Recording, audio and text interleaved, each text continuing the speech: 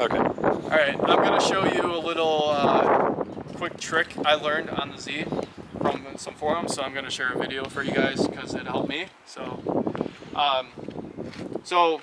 the issue is when you press the button, the trunk doesn't open all the way, and it's still on the second lock.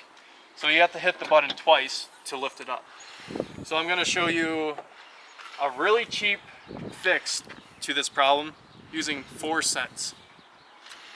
So these little bumpers here, or these springs, all you have to do is twist them off, twist them 90 degrees, they pull out.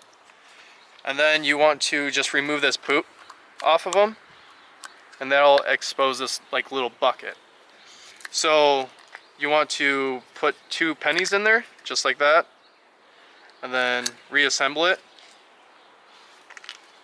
Basically, all you have to do is put some force in it, squeeze it together, reassemble it.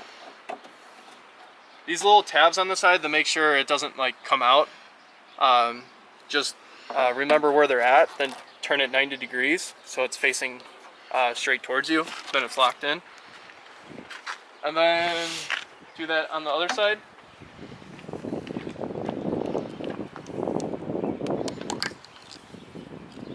Stick the pennies in. Press it.